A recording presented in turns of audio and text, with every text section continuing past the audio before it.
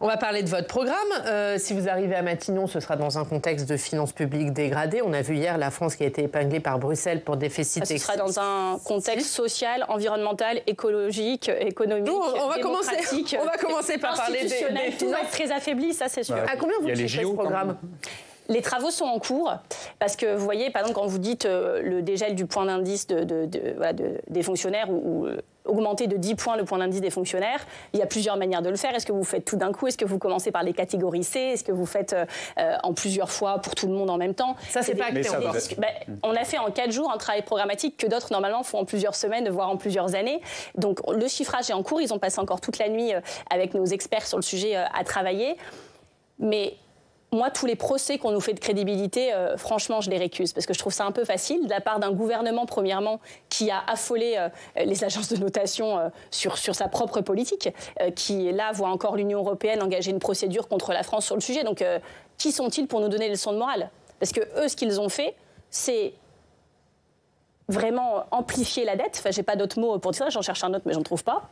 Ils ont accru la dette de manière massive, alors qu'ils nous donnaient le leçon de morale, comme quoi eux, ils maîtrisaient la situation. Et ils ont fait en fait 40 milliards de cadeaux fiscaux par an aux riches et aux sociétés, plus les 14 milliards de la suppression de la taxe d'habitation. C'est-à-dire qu'eux, en fait, ils ont enlevé des recettes de manière très injuste. Leur programme, et même pas leur programme, leur acte, c'était Robin des Bois à l'envers. Marine Tondelier, s'il vous plaît, malgré tout, ils ont pris aux pauvres pour donner aux riches, là où normalement on doit faire l'inverse. Ça me permet quand même d'insister sur la question d'Oriane. La députée socialiste Valérie Rabault, elle a fait ce travail quand même. Bon, a priori, elle a quand même quelques compétences en la matière. Elle parlait du programme du nouveau Front populaire, estimé à 106 milliards. Alors c'est bien moins que... Elle a parlé un peu vite, parce que pour le coup, le groupe de travail était en cours, elle en fait d'ailleurs partie.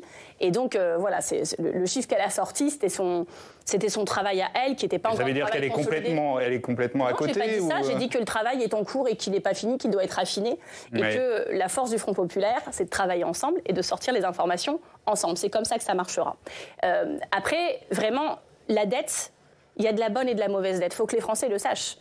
Moi, faire de la dette pour investir, par exemple, dans notre avenir, dans l'environnement, même Jean Pisani-Ferry, qui est quand même un économiste que tout le monde juge sérieux, qui avait écrit le programme d'Emmanuel Macron en 2017, quand tout le monde se moquait de nous sur l'ISF climatique en disant c'est pas une bonne idée, lui, il a fini par dire il y a quelques mois qu'en fait, c'était ça qu'il fallait faire.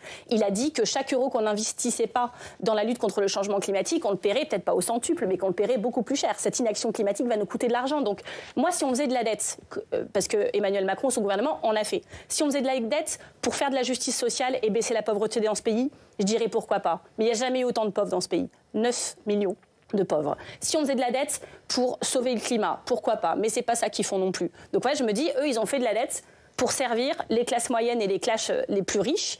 Et c'est l'inverse de la justice sociale. Pour le coup, c'est une aberration économique. C'est de la dette, donc, mais c'est aussi des impôts. Hein. Vous ne vous en cachez pas du tout. Ce sont des nouveaux impôts que vous comptez soit créer, soit recréer, en fait. Oui, parce qu'on est pour la justice sociale. Et qu'on estime que quand il y a de l'argent à aller chercher, certaines personnes peuvent contribuer plus que d'autres. Et donc, on va rendre le système fiscal plus juste. Donc oui, certains paieront plus. Alors après, que ça énerve des gens qui étaient très contents de payer moins alors qu'ils en ont largement les moyens, qui en plus, pour certains, on dit parfois oui, mais ils travaillent beaucoup, c'est leur mérite, c'est leur talent. Vous savez, la plupart des milliardaires de ce pays ont hérité de leur fortune. Ils n'ont pas gagné. Moi, quand je vois des fortunes qui sont doublées, triplées, quadruplées sur un an parce qu'on fait des super profits à cause de la guerre en Ukraine ou à cause ou grâce au Covid. Enfin, c'est des super profits qui n'ont rien à voir avec le talent, avec le mérite. Et donc, dans ces cas-là, il aurait été juste et même normal de taxer ces super profits pour pouvoir financer des politiques pour celles et ceux qui avaient été frappés de plein fouet par cette crise, qui n'arrivent plus à se nourrir, parce que c'est ça, 42% des Français sautent au moins un repas par semaine. 35% des Français, le 10 du mois, ont moins de 100 € sur leur compte en banque.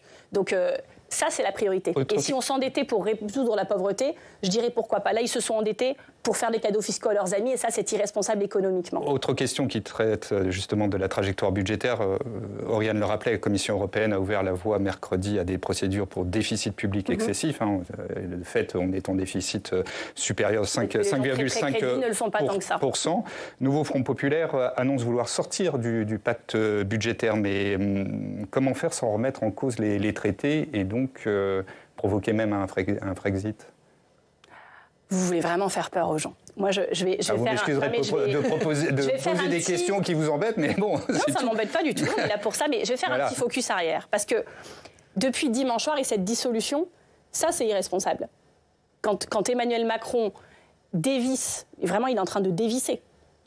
Tout d'un coup, il fait une dissolution qu'il a concertée avec trois gars dans son bureau, où même son équipe resserrée n'était pas au courant. Enfin, ça, c'est pas crédible. Ça, c'est irresponsable. Ça inquiète les Français. Mais redonner la parole aux Français, c'est irresponsable pour vous ?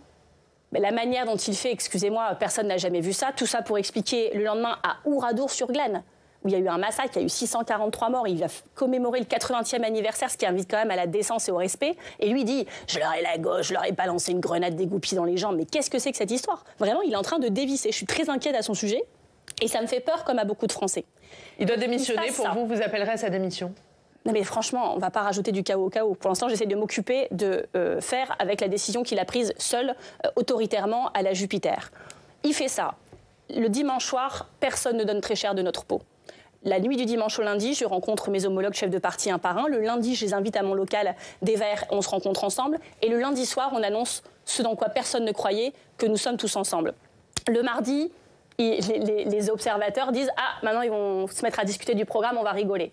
Le mercredi, nous l'avions fait. Nous commençons à discuter des circonscriptions. On nous dit, alors ça, c'est sûr, ils n'y arriveront jamais. Le jeudi, nous rendions l'accord sur les circonscriptions. Et donc, vous voyez, que ce soit fait d'obstacles, que ce soit pas forcément confortable ou simple ou évident, certes, mais tous les obstacles, on les a. C'est quoi la réponse à ma question, excusez-moi, Marine Tondelier ? Non, mais ce que je vous dis, c'est que évidemment, tous les observateurs vont toujours expliquer qu'on n'y arrivera jamais, que ça ne marche pas, que c'est impossible. Et d'ailleurs, au moment du Front populaire en 1936, je peux vous ressortir ce que j'ai vu cette nuit. En fait, ma question, elle est très très simple. Est-ce que vous comptez remettre en cause les traités européens ou pas ? Quand vous voulez changer les choses, mettre en œuvre une politique de rupture, tout le système va toujours vous expliquer que ce n'est pas possible. Mais je vous pose simplement la question de... Dans l'histoire de la France et du monde, des gens l'ont fait. Remettez-vous en cause les traités européens ou pas ?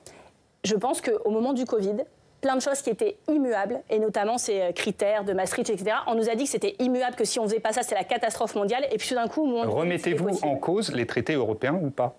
L'histoire économique de l'Europe les a remis en cause. Le même qui disait que si on ne faisait pas ça... Écoutez, Emmanuel Macron, alors je sais bien que quand on est Macron ou macroniste, on a une présomption de crédibilité, et quand on est de gauche et écologiste, on a une présomption de non-crédibilité. Donc on doit faire 2 fois plus pour convaincre. C'est le jeu, moi j'ai pas de problème avec ça. Mais je veux juste qu'on se rende compte que quand tout d'un coup le gouvernement a dit « quoi qu'il en coûte, on y va, on aide les entreprises, pas de critères ni environnemental, ni social, ni délocalisation », c'était pas grave. Et quand c'est la gauche et l'écologiste, c'est très grave. Je vais la reposer une dernière fois. Remettez-vous en cause les traités européens ou pas ? Et après, vous m'avez parlé de Frexit, monsieur. Non, on ne va pas organiser le Frexit. Donc vous ne remettez pas en cause les traités européens ? Je ne vais pas dire nous ne sommes pas le RN, parce que eux, je n'ai jamais compris ce qu'ils racontaient sur le sujet. Nous, on ne les remet pas en cause. Par contre, qu'on aille défendre notre pays, qu'on aille dire qu'on va se battre pour plus avoir 9 millions de pauvres, qu'on va se battre pour investir dans l'avenir et dans l'environnement, oui, on va le faire. J'espère bien qu'on va le faire. Parce que moi, je n'ai pas fait tout ça pour dire on va faire un programme de rupture, puis après on arrive au gouvernement, puis on dit oui, par contre, ce n'est pas possible, on n'avait pas bien regardé. C'est ce que fait le Rassemblement national en ce moment. Eux, ils disent on va abroger la réforme des retraites, mais pas tout de suite. On va le faire en octobre et après un audit financier. Donc on voit bien ce que va donner l'audit financier d'ailleurs. Vous voyez, eux, en fait, ils s'apprêtent à faire la même politique que Macron. Ils font espérer en disant puis on verra, puis ils nous proposent des baisses de TVA sociale sur les biens de première nécessité, mais ils annulent leur annonce le lendemain. Je ne comprends pas ce qu'ils vont faire. Nous, je sais ce qu'on va faire et je peux vous dire qu'on va vraiment le faire.